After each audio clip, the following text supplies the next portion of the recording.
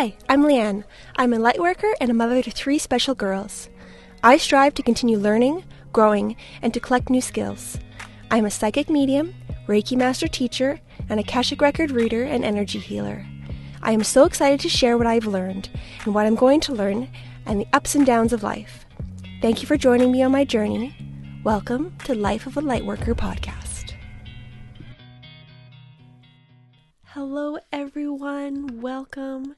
Today I have a wonderful guest. Her name is Eileen. She is an intuitive coach, a healer, a cyclical living guide, and retired midwife. Her calling in life has always been to empower compassionate and courageous women, and some men, to find more meaning, purpose, and fulfillment in their lives. She supports her clients in finding the courage to rest and learn how to prioritize their own needs without feeling guilty about it. As a cyclical living guide, Eileen helps people reconnect with the wisdom of their bodies and the earth, tapping into the power there. Let's get to know Eileen a little better together. Thank you so much for coming, Eileen. Thank you for having me. It's a pleasure to be here. I'm so I haven't talked to you for a little while, so I'm really glad we get to catch up. I know, it's so nice to reconnect. Yeah, and I want to learn so much more about you. I would love to start with your childhood, if that's okay. Sure, we can go there. Okay, so I would like to know where you grew up, and so the location, and also your favorite childhood memory. Sure. Oh, that's a good one. I love that.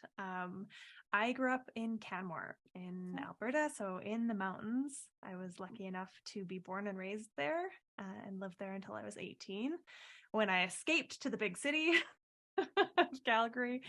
And yeah, it was a really beautiful place to grow up. And as I was pondering these questions, when you sent them over earlier today, I think the memory that stuck out for me that I've kind of been returning to a lot lately is of spending my summers at the riding club. My mom had horses growing up. She taught riding lessons. And I just used to spend hours roaming through the trees in the forest, building forts, sitting on the back of my pony for hours while she grazed, just laying there, and really being in the moment, in my body, with my animal, with nature. That's what came up when I was thinking about it today. Oh, that's beautiful. I can totally see you doing that. And like, it just, that really brings in a big piece of you. I'm like, I can totally see you being just like a nature horse kid. Like that fits so well with what I know of you so far. That's beautiful. And would you say that that favorite memory is also your strongest memory? The one that sticks out in your mind? I don't know. That's a good question. I have lots and lots of memories of childhood. But I would say the strongest memories, aside from the ones that are negative, like when bad things happen, we tend to remember them. But the strongest memories or the most memorable moments that stick with me tend to be based in nature and moments of awe. A family trip to Nova Scotia when I was like 12, I think, 13, was one of my, I told everybody, I was like, it's my favorite family vacation. And it was the ocean and the trees and the beautiful scenery. I felt similarly when I was in Ireland late last year, just so much awe at the beauty that this earth offers up to us. Oh, that's beautiful. And that, I feel that fits in so well with where you are right now in your life.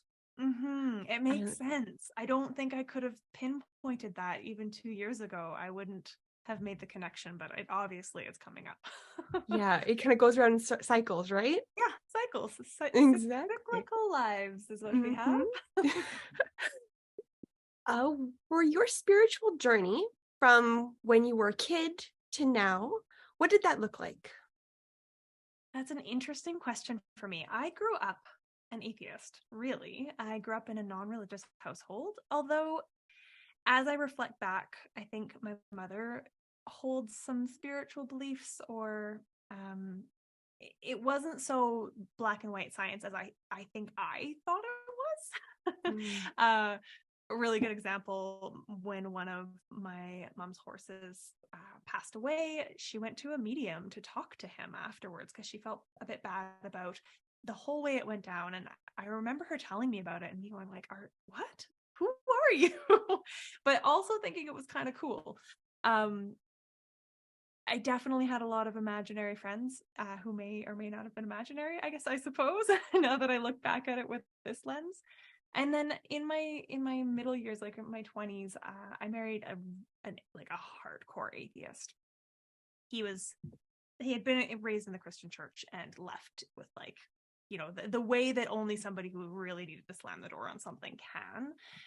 And so while I had always had some curiosity around things like astrology, I really stuffed that part of me down for the whole length of my relationship with him. And then when that relationship ended, this whole new world started to blossom. It started with an astrology, like a horoscope app. And I was like, this is really accurate. Like, this is creepy. And I just got more and more curious and diving into it. And my path led me to a spiritual teacher or mentor who happened to have been a midwife as well. I was a midwife. That was my previous career. And I started to have one-on-one sessions with her. And then I entered into her year-long healers training program. She has a 1 year, or it's 2 years. I've done 1 year of this training program called Wild Medicine Healers Training. And it opened my eyes in a way I never expected them to be opened. It's a bit a bit vague, but it's just not what you expected. It was just mind-blowing. Yeah. If you had talked to me 2 years ago, I would have told you that I'm a crazy person. But I like to say I'm a reformed atheist. I talk a bit about my journey towards spirituality being like learning a new language almost. Yeah, it is a new language. And sometimes that language is intimidating.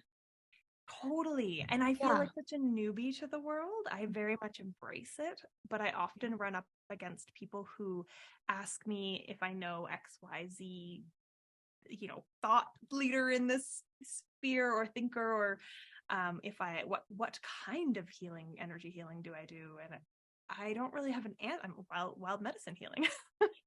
Energy healing. It doesn't fall into a category that I'm aware of. And so, yeah, I feel a bit out of like a fish out of water sometimes because I don't have the words, but I know that I'm meant to be here. Absolutely. Yeah, I feel the same way, that like your soul's called to this. You're shown how to do things. You're told, like, you learn how to, but not the words to speak it and to describe it. Yeah. And other people use this language that sounds unfamiliar when they're describing it, but you're really meaning the same thing on the base level. It's just how long they have been studying. But it's not always about how long you've been studying. That's just your human knowledge. It's not your soul knowledge. Totally. Because your soul totally knows. Yeah. And I think it's cool. I've started talking to clients about this a bit, where, I kind of like that I'm a bit naive about some of these bigger principles and theories and ideas, because it allows me to go into people's energy when we're doing work together with a clean slate. I don't have any preconceived ideas of what I should find or what I should be doing in there. I go in with open curiosity, that child's mind, and really cool things come of it. Oh, yes. Well, that's perfect, because like the best healer, medium, anything is completely neutral. You don't have you don't have a wish for what the outcome might be. You're just there to let what happens. So that is absolutely perfect. Yeah, that's the ideal, really. Yeah, that's what we should all strive to do. I love it. Learning from the inside instead of just the outside. Right. Yeah, letting that intuition guide. Exactly. What would you say to a person who was in your place you say like 5 years ago or 10 years Mhm. ago? I would say that the world offers so much more support and joy than you can possibly imagine if you let it. And I would probably share the practice that really started to shift my experience of the world, which is really simple. It's a morning gratitude prayer. I call in the creator, I call in my guides, um, animal helpers, those kinds of things, and I thank them. I set my intention for the day, being that of loving kindness is where I try to operate with everything. And I give gratitude for the things I have in my life. I ask for things for the people I love, sometimes for myself. And that's how I start every day. And it takes just a few minutes, but it really, really sets the tone for my day and has totally shifted the way I move in the world. Oh, I love that so much. And like I can just see in your face and just like the energy you emit when you talk about it. I'm just like, oh, yes, that sounds amazing. Like, oh, I love Yeah. that. Like whenever I'm awoken by myself, I try to visualize and think good intentions. You know, you Mm-hmm. get interrupted by little ones and then that goes Mm-hmm. out the window. But I try that. But I really, I like the way you describe it of bringing in everybody and Mm-hmm. giving gratitude to everybody. And I think I want to do that a little bit more of a Yeah. It's a expansive really, morning yeah, it's gratitude expansive, it's practice. intentional, and it just calms me in Mm, a really nourishing kind of way in the yeah, morning. it feels really grounded. Yeah, totally. I usually do some sort of rooting exercise, a visualization of like that root dropping into the Mm. earth, or I do Mayan breathing, which is a technique where you swoop your arms down from the, like you bend over Mhm. as you breathe in, and you breathe all the energy in, and then you release it to the sky, and then you breathe into the sky and pull it down through your body. You do that a few times. That's awesome. It's a 'Cause lovely way to, well, A, stretch out your back y- in the yeah, morning, and B, to really connect with the two energies that, above and below. I do a visualization where I do that with my energy, but to actually do Mm. it in the physical and then combine them would be really potent, I think. Yeah, any Just kind of like, added layer of mm, involvement of ourselves, all the parts of ourselves, deepens it's, those kinds of practices for it sure. totally does. Completely agree with you on that. I love it. Hmm. So, what kind of services do you offer at the moment? Or what, Mm. first, tell me about your business, what Sure. you do, and then what you offer your clients. Yeah, for sure. So my business is My Luminous Life. And I settled on that name because I just love the imagery of light and Mm. of a glowing, luminous way of being in the world. And I do a kind of a mix of a few things. I always offer straight up energy healing sessions. They're bookable all the time. You can come to me for a one-off healing session. I tend to recommend coming in for at least 3 sessions, just because I feel as though transformation can't really start to take place unless we see each other a few times. Partly because of the way I work, I do save space at the beginning. I always like to chat with whoever's coming in, see what they're bringing to me, see where they're feeling stuck or where they feel like they need some healing, and just kind of get to know each other. And then I always wrap up with 15 to 20 minutes at the end of describing what I found, and then allowing the person to give some feedback and engage with those findings, because often I find that's where the magic is, when we start to talk about, oh, that's interesting that came up because XYZ. And so I feel like if we can have at least 2 or 3 sessions, if not more, we get to build on that knowledge and really unlock more healing for people. Yeah, get to work through the layers. Yeah, exactly. So yeah, much like yourself, you do a Yeah. lot of kind of package things because it's more effective. um, Well, it's like, yeah, you wouldn't go to a physio for one physio appointment. You need to go a few times. well, yeah, like it really depends on the reason why you want to go. Mhm. But generally for like if you're sore or something's a big problem that you need to address it, your body and energetically, you can't remove all of it at once. They'll only let you do Mhm. the amount that is helpful for you. If you take away too much, it can actually be hurtful. Yeah, So like exactly. your body will only let you go so far each time. Totally. Yeah. So sometimes people come for one because they just want a little pampering and they want a reason to lie down for an hour. And Mm-hmm. that is okay. Yep. And then sometimes, yeah, people will come for more. So that's one thing that I offer as a standalone. It's always there. I also host Wheel of the Year ceremonies. So the Wheel of the Year it's a pagan tradition now, but it is based on like long historical traditions, where we mark the equinoxes, we mark the solstices, and we mark the halfway points in between. I wouldn't consider myself a pagan, but I am Celtic descent. And so I look at the Celtic traditions, and that those Wheel of the Year celebrations and ceremonies have been ongoing for, centuries and centuries, if not millennia. So I host women's circles for those. I do in person in Calgary, and I always host an online version as well because I have people all over the place that want to join me for those.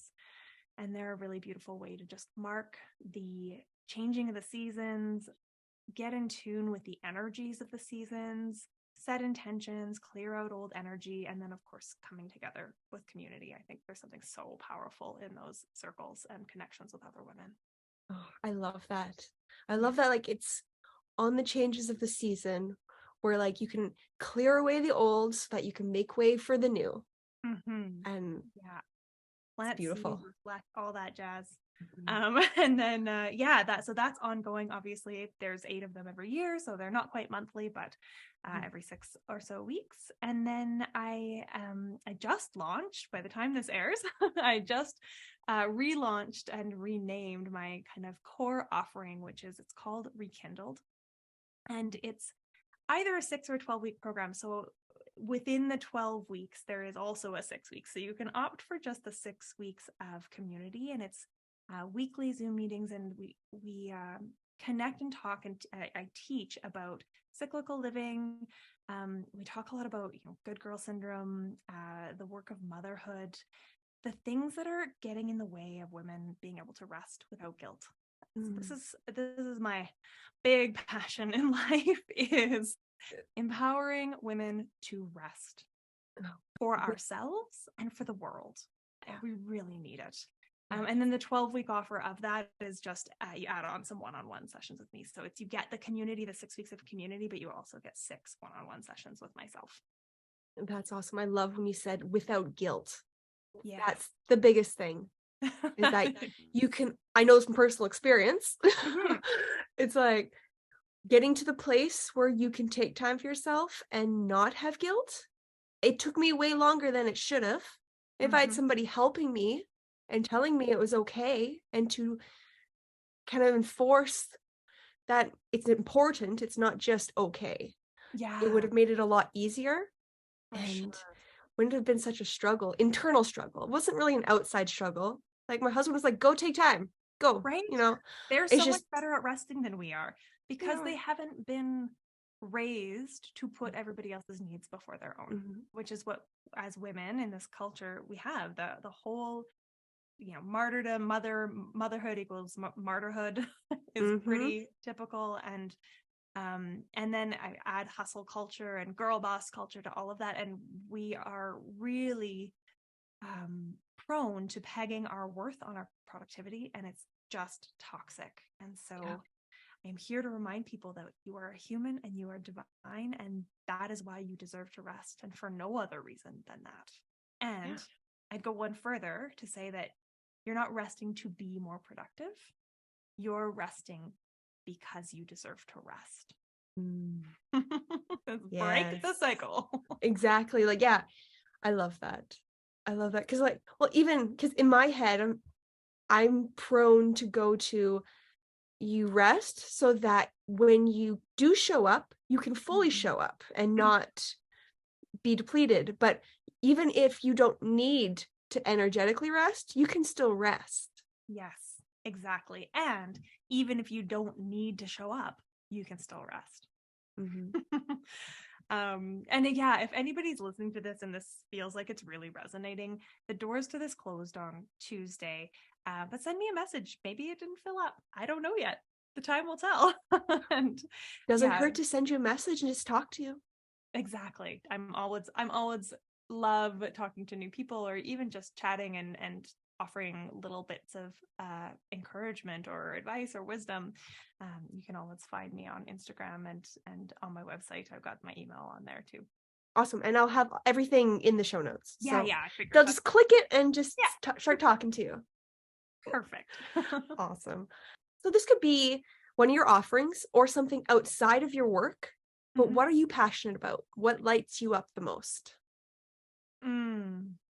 Well, I mean, as I just said, definitely empowering women to rest is a huge piece. And part of how I do that is that reconnection to the earth and the wisdom of the earth and the seasons. I am a very passionate environmentalist. I have been since I was very young. You found me in grade 5 crying in frustration over rainforest cutting down situations. It's a very ineloquent way of saying that. It's all right. Deforestation would be the word. But yeah, so I think that those two passions I'm finally figuring out how to bring these two sides together. I mentioned I was a midwife. I don't know if I mentioned I was a midwife. I think you said at the very beginning, but I knew that already, but you tell everyone else. Yes. And yeah, I went into that career because I wanted to empower women to take charge of their own pregnancy journeys, to trust in the natural process of pregnancy and birth and postpartum. And I left that career because I was burnt out, but I still hold that passion for empowering women to re-embody themselves. And I think that our greatest teacher and tool in doing that is that reconnection to the earth and the land, because you just can't take them apart and be healthy. Oh man, in an ideal world without the regulations of the healthcare system, you would be like amazing at like helping people through their pregnancy and then their birth, and then afterwards when they're like learning how to be a mother and taking time for themselves. And yeah, I dang, very much am sad about the way that midwifery has to function within the system. Yeah, certainly the magic of it. I can't remember the number of times that I wanted to tell somebody, I think that you'd be fine to do this, or please do this, but I had to tell them something different because it was the standard of care. And if I didn't say, I have to recommend you do XYZ, and something did go wrong, and my intuition hadn't been right that it was fine for them to decline these recommendations, then I'd be sued. And so it makes it harder to trust birth for everybody, for the women, for the midwives, and it takes away some of that magic. It was draining for sure in that regard. Yeah, that's kind of like, it's soul crushing when you can't, when outside forces impose those boxes and don't let you be yourself and listen to your soul. And like what you know in your bones, and trust the women to know what their bodies can do. Yeah, and they can't trust themselves because all we get about birth is fear. There's so much fear. Need like a strong reprogramming beforehand. Yes, I know. Maybe that's my calling. Maybe it's 15-year-olds and being like, hey, here's the thing. That's actually why I ended up a midwife. My mom, I have a very early memory. Speaking of early memories, I remember my mom, when we'd watch movies, if there was a birth scene, it's always the woman screaming down the aisle, like the hall. And my mom would always turn to me and say, it's not like that. And then I remember as a really young kid, if there was a movie I was watching with my friends and there was a birth scene, I would turn to my friends and be like, it's not like that. Like, as if I knew. I just trusted. I trusted that it wasn't like that. And I found out after I became a midwife that my grandmother actually had hoped to become one. She never did. She was a nurse. And my mom actually considered it as well. So it was a career that was meant for me. I come from a line of wise women, for sure. I really appreciate the journey that I was able to take through that career. Yeah. Well, I'm sure I had a midwife with one of my kids, and it was wonderful. And I can just tell from being around you that I think you would have been amazing. Thank you. bringing the calmness and the self-sure, like you're so sure of yourself, and just, it would have made a very lovely experience. Thank you. I really So, loved doing it yeah. until I didn't. Well, And yeah, then like it's not the actual giving birth and supporting the women, it's everything else. yeah, it was very much everything else. The whole system just was not set up to support us. And it wasn't sustainable for me. Yeah. So now you have your own business and you can make your own system so that you can help the people do things the way you're called to help them without having all these regulations in place. Yeah. Alberta Health Services be damned. You're like, I don't fall within your guidelines anymore. Yeah, you can't stop me. Okay, so you said your program is about 6 and 12 weeks. What are your plans either during that time or further? What's ahead for you? Yeah, sure. I definitely intend to continue running the 6-week program, kind of not quite back to back with I need a breather in between often. There's a lot of space to hold. But it's likely that it'll run every 12. And the 12-week offering, it kind of goes in line with that, but it's not quite as rigid because it is one-on-one. And so it might not be 12 weeks for somebody. It might be 16. It might be a little more flexible because they're booking those appointments based on their schedules and not on when I've set these small group, I must add. There's 6 women max in each of these little Lovely. pods. So it is not a big vulnerable Zoom room with 30 people on there. So I'll continue to run these. I also want to turn Rekindled into a passive course that people can take at their own leisure. And so that would be obviously at a lower price point, which is nice, a little more accessible for people. Continuing to run the Wheel of the Year ceremonies, continuing to offer free master classes. I actually just wrapped up, I called it Spring Break. It was 5 days of guided visualizations. That was a little free offer for people to get to know me and experience some of the healing work I do in the form of visualizations.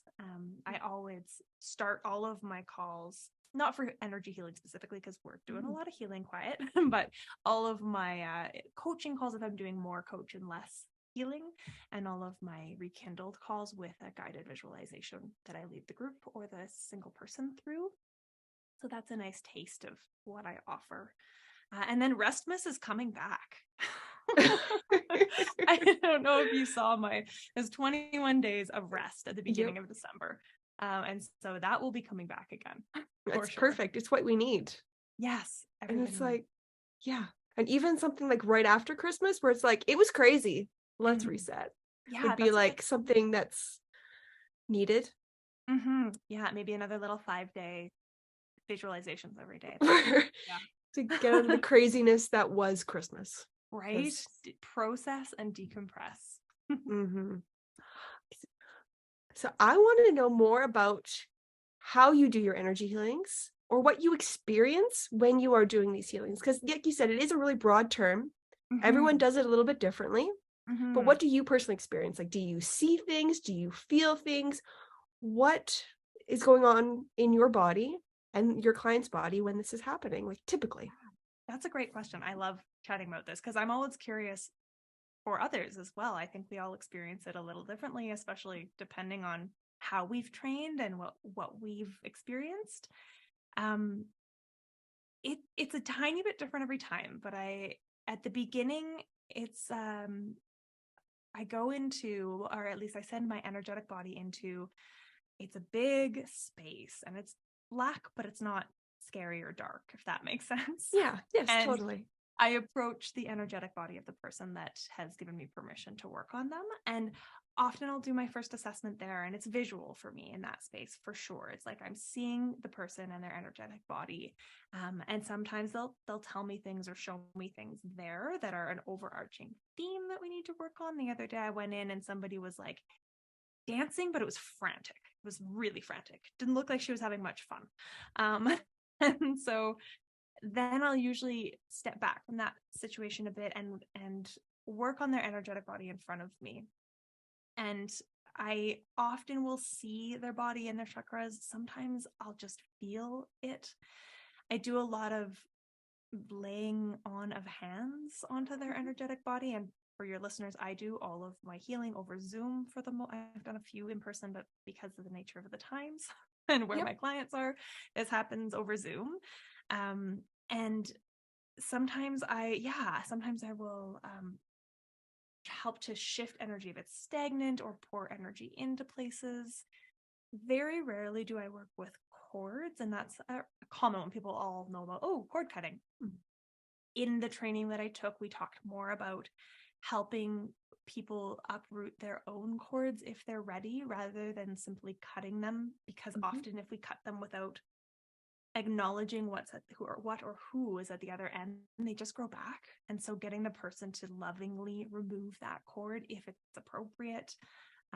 Lots of visuals though, certainly. And every now and then, it's less common for me, but somebody will show up, or something, a guide or a spirit animal will show up. Though that is not my first, I guess, strength, I suppose. It doesn't happen often, but if there's a really strong presence, sometimes they have messages directly. Usually my messages are more intuitive hits about the body. Yeah. Well, you know so much about the body. It makes sense that they're using your personal knowledge to help the client. Yeah, that makes sense. I do know an awful lot about the body. Yeah, like you could be like, oh, there's a problem with this specific spot because you've learned about that. Yeah. So they're just using your dictionary. Right. I love that framing. Thank you. I love yeah. They can only use what you have experienced or learned about. Yeah, of course, that makes sense. There's no other way. That seems so intuitive. Otherwise you can't. They can give you things, but it's like, I don't know what this means, but you say it and you're like, oh, this is strange. Yeah. But it's so much easier when you understand it. Yeah. And I love how clairvoyant you are. You just see things so clearly. Yeah, that is definitely my strongest. And so I do a lot of my work with my eyes closed, because I don't like being distracted by the external stimuli either. Sometimes I'll use props. Sometimes I'm drawn to pull in a crystal or pull some cards from a deck. I had a pendulum, it broke. So it's like, must be bad luck, but it's fine. No. I know a lot of people say like, oh, when your crystals break, it's like they're done or whatever. I fully believe that if a crystal is just on your wall, breaks, okay, maybe. But when you drop it, your crystal chose you, even though they know you're clumsy. Yeah. I had it in the top pocket of my overalls and I forgot, and I took them off to go pee, and it hit the tile floor, and I was like, no, I'm sorry. Epoxy. Yeah, it was so sharp, and the little shards. It was gone. It was gone. I laid it to rest. Oh, that's sad. I buried it. I was gonna say mine. This is my favorite working one. I have a few. I have dropped it a couple times and I fixed it twice. There's like 2 separate broken parts. And every time I'm like, I'm so sorry. Do you forgive me? It's like, yeah. I'm like, can I still work with you? Yeah. I'm like, thank you. I'm like, you know what? Sometimes life just happens. And if your crystal didn't want to work with you, despite the chance of it being broken, it would not have chosen you. Certainly. And it was under a lot more pressure being formed than you can ever cause it discomfort by breaking. Yeah, I was like, you know what? Some things don't always have to have meaning. Yeah. Some things just happen, and it's okay. Yeah, certainly. We can move on. I definitely feel that way.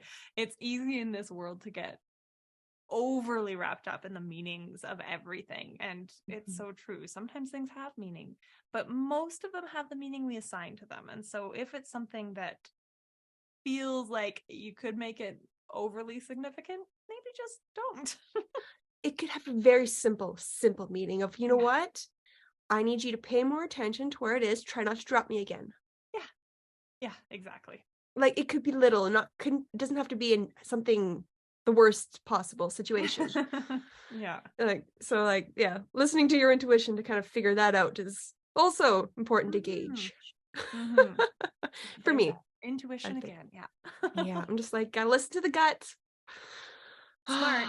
I actually was listening to a podcast the other day where they were saying it's something like 2.5 kilos of our body weight are living things that are not our cells. Isn't that so gross? I haven't heard the exact figure, but I was like, I remember learning that there's like so much of you isn't you. Yeah. I'm just like, yeah, you're not you.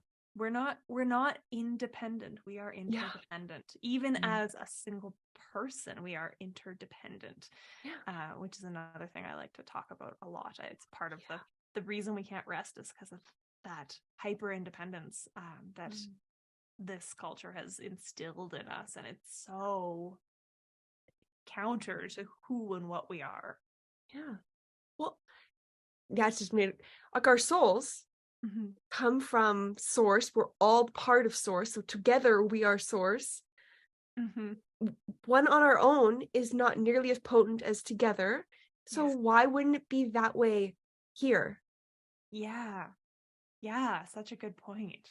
Like that just popped in my head when you said that. I'm like, yeah, that makes complete sense. We're not supposed to be alone. No, never. That's why we're drawn to each other. Otherwise, I know people like to be hermits sometimes, but every now and then you need alone time, but we are social creatures. Yeah, within community, like that's where we thrive. So, yes, 100%. I agree with you in every respect. The people that are going to be going into your programs, specifically the 6-week, 12-week, what do you envision them to come out as? So the person that's going into it, and then the transformation for when they leave. What do you hope that that transformation will occur? Yeah, so I envision, the people who are going to be called to it, feeling overwhelmed, anxious, stressed, burnt out, probably a lot of them, that sense of just barely staying afloat, in survival mode, treading water. All of these words mean the same thing. And the transformation that I hope people to leave with, it's an imagining. So imagine waking up feeling rested, connected, joyful, and at ease. And so that's the shift. I actually wrote an email that is coming out or has come out already, that talks about how, there's so many programs out there these days offering or promising massive transformations. And sometimes when I think about that, I actually feel like that is uncomfortable. Change is scary for humans. We're supposed to not like change because change is unknown, and the unknown could be unsafe. And so our really primitive brains want to keep us where we are, even if where we are is deeply uncomfortable. And so sometimes when you hear these big, huge promises of massive transformation, it might actually push people away, or it might just feel too good to be true. And sometimes it really is. And so I talked a little bit about what about more subtle, gentle shifts that accumulate over time to create a lasting change. And so that's what I hope that my people are coming out of the Rekindled program with, are an accumulations of gentle, supported shifts that create a change. I'm not promising night and day. I'm promising the first steps on the path to living a more rested life, having the courage to rest and knowing you deserve it. I love that. Having the courage to rest, know that you deserve it. That's a piece of gold right there. Yeah, it's title of my book will be perfect. Courage to Rest. I'm trying to tell as many people as possible so that I can hold myself to it, and I've already bought the URL. So well, there you go. I'll keep checking on you once in a while. Like, so how's the book coming along? Yeah, please do. I actually get to go to a writer's retreat in New Orleans in May with Sarah Canal. So hopefully get like a good start. I know, I want a ticket. I'm so excited. Oh my God. Yeah, so excited. Like, very I'm so excited for you. Thank you. Oh my God. I feel like it's a bit surreal right now. I was in one of her freebie classes, and she put up the thing saying, and anybody who hasn't already bought their ticket for New Orleans, pop your name in the chat if you can come. And my brain was like, well, I don't know if I can really afford to take the time, and you still have to pay for the plane ticket and stuff. But I was like, you know what? I'm going to put my name in, and if I win, I'm supposed to be there. And I won. So I'm supposed to be there. Yes. Thank you, universe. Yeah, right? Oh, yeah. Yeah. So that is definitely on the horizon. So is a podcast, actually, as we're speaking. Awesome. I definitely plan that one. That one has a name too. And I wonder if I'll keep that one a secret or not. It's okay. Yeah, I think I will. I'll share it at your leisure. Tease. Yeah. We'll have to keep our eye out for you. Yeah, exactly. I don't know exactly when that's coming, but hopefully within the next few months, we'll hear the first episode. That's exciting. Mm-hmm. Oh, do you have an idea of what it will be? Is it going to be specifically about cyclical living, or just everything that you've experienced and continue to experience? Yeah, it will certainly be based in the cyclical living and rest, and how those two are woven together. Topics that I'm grappling with personally, or around these like greater themes of rest and the cycles of the earth. I'll probably be sharing my whatever current fascination. I read a ton, and I listen to not a ton of podcasts, but the ones that really make my brain light up and fire and think about new ideas and go, oh my gosh, I have to write that down. And so likely there will be things like that on there as well, and then guests eventually. I haven't fully decided, but I have recorded an intro. Well, that's awesome. Well, you're already dedicated yourself to it, so it's gonna happen. Yeah.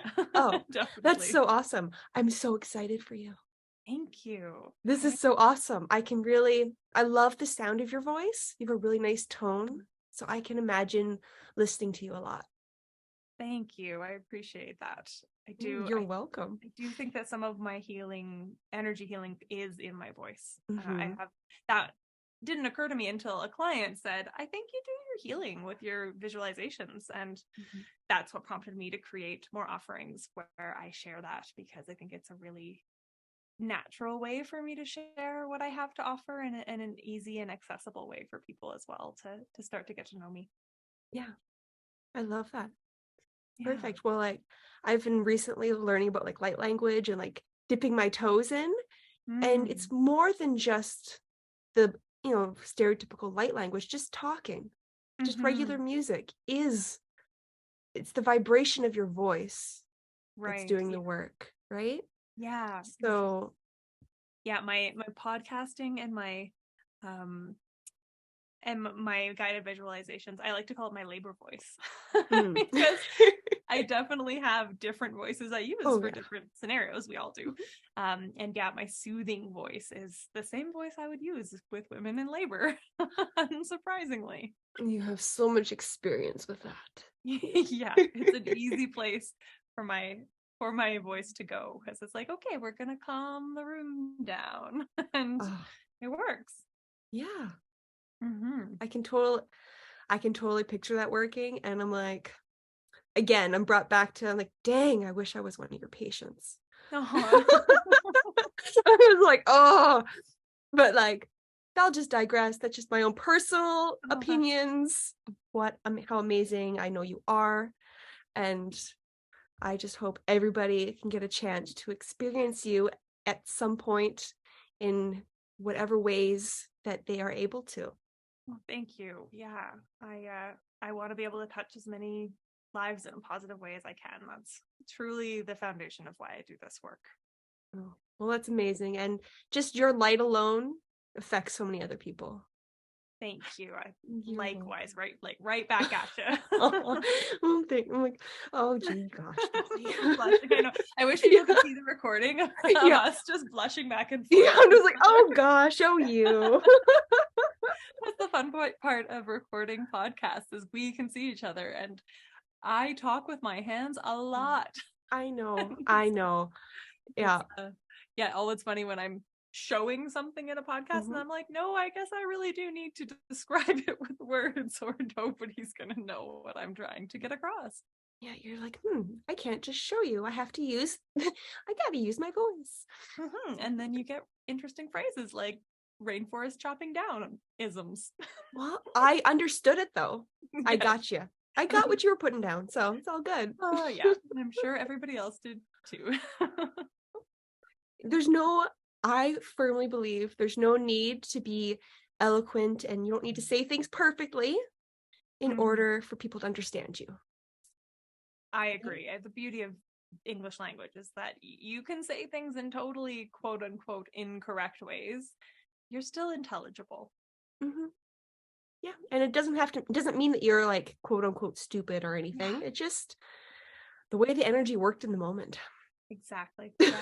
And words and nerves too. Mm-hmm. The word goes away, then you panic that you've forgotten the word, and then you're definitely not getting that word back. It's gone. Oh, yes. Oh, that's the same thing with like intuition or like connecting to anything. As soon as you start to like panic or like get into that vibration, it's over. Yeah, it's gone. That's not for you right now.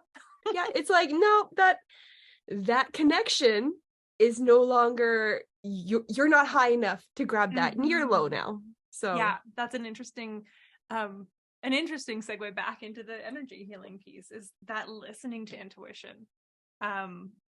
It can be so hard because our brains get on board, and sometimes I'm grateful for my lack of long learnings in this area yet. I mean, eventually I won't be saying this because I'll still be doing this, I'm sure, in 10-20 years. And sometimes my like thinking brain is like, oh, but you're an imposter, you don't know what you're doing, what are you doing? And yes, so it's an interesting balance. I always have to take a pause and be like, no, you have enough feedback and proof that this is real, you're doing a great job, that you can quell that little voice. But sometimes more knowledge is better, and sometimes more knowledge is actually harder to get around and listen into. For all your listeners, I'm pointing at my guts right now. Yeah. Listen to your instinct. Well, like, it's so true. Like, you can get so into your head either way. That's the hardest part, is staying out of your head. Certainly. And just like the way I visualize it is just like taking my human self, putting it aside, and being like as much soul as possible. Like, allow that connection to flow, and everything else can just like step to the side for right now. Because you can have your opinions later. I think having practiced as a meditator for many years now has really helped me in that area. I've had a fairly regular, with the odd hiccup here and there, meditation practice for the last, I want to say, 5 years. And so that is what I use, that training in that side of things, and being able to, the thoughts are going to come and go, but let them pass without clinging or grasping onto them, has been very helpful as I've moved into this new line of work. Yeah, totally. That's really what it is. Because like, you feel like, yeah, nope, sorry, later. Because you can't stop them. It just happens. Float on down the stream. Yeah, just you have to grab onto the ones that you're supposed to grab. And then let the other ones go. Yeah, definitely. And that's just the way it is. And sometimes you grab the wrong one, and that's okay. It happens. Totally is. Yeah, it's forgiving work, that's for sure. Well, yeah, like, nobody's perfect. And then I think when people start to not forgive themselves for getting something wrong, that's another block that kind of pulls you down and stops you from reaching up, because nobody's going to get it all the time. No, of course not. And some days will be easier than others, just like in any kind of work. You have your on days, you have your not so on days, and it's you cyclical. can still do a great job. Yeah, it's cyclical. Exactly. Everything is cyclical. Yep. Yeah, and I guess that's one thing I could add here as we come to kind of wrapping up in the next little bit, is what even I mean by cyclical living, because I think I keep talking about it. We've mentioned it a few times, but not everybody knows what I mean. I put up an Instagram poll recently, and like a bunch of people said, yes, I know. And a bunch of people said, I think so. And a bunch of people said, no, I don't know what the heck you're on about. And so for anybody curious who's listening, it's layers of cycles. But as I primarily work with women, I talk a lot about the menstrual cycle. I do work with some women who are menopausal, and so they're not cycling anymore. And in that case, I lean more on the moon cycles, which our menstrual cycles mirror. The energy ebbs and flows of those cycles are mirror images.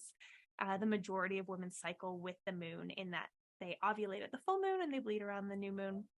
And then there's the larger cycles. There's our seasonal cycles, and the seasons mimic those same energy highs and lows. Winter is your period and the new moon, and summer is ovulation and the full moon. And then there's the seasons of life. So you have maiden, mother, and crone, which most people have heard about, and working with the different energies that those seasons of life bring as well. So bringing them all together and seeing how we can make our lives flow with more ease by harnessing those energies instead of fighting against them is a big piece of my work. Yeah. And that's like all those energies exist anyways. Yeah. You can either fight them or go with them. Exactly. And our world is built on a man's hormonal energy cycle, which resets every 24 hours. And women's is about 28 days, give or take, depending on what your cycle is. So it makes so much sense why we are exhausted and burning out at an alarming rate. Yeah. We're not meant to go all day at full force. It just doesn't make sense. No. When you take it down to the basic, it doesn't make sense. It's just resetting what we've been programmed to do, right? Yeah. That's the hard part. Yeah. It's so hard. We've grown up not believing that we deserve to rest and not having those permissions and overcoming those long held, very deep seated and societal norms too. It takes work, and it takes exposing them and digging into our stories that we're telling ourselves. And so working through those kinds of layers and uncoverings and stories, it's so amazing to see people shed some of those beliefs and start to lean into being able to take care of themselves. Yeah. And feeling like it's kind to other people to do so. Yeah. That's a good part. Like, yeah, feeling like it's kind to other people to listen to yourself. That's a hard one for a lot of people. It's huge.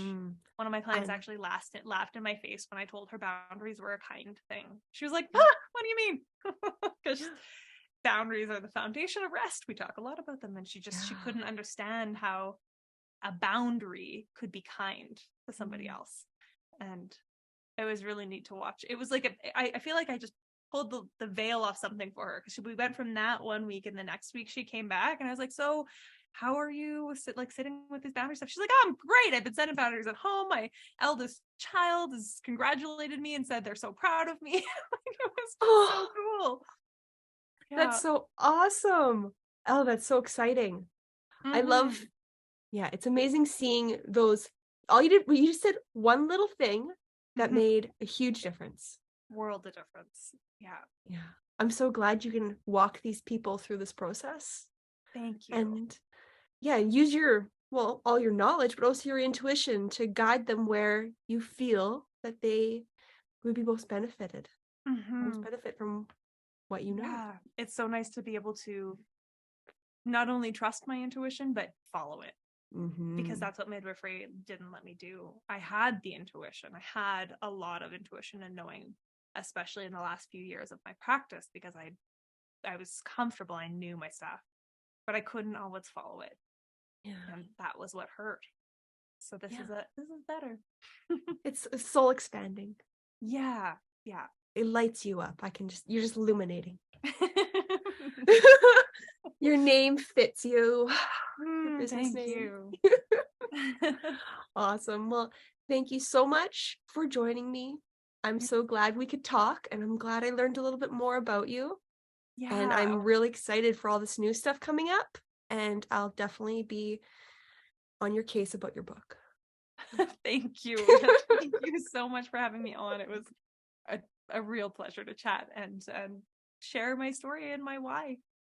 Awesome. Well, thank you so much. You're welcome. Bye. Bye.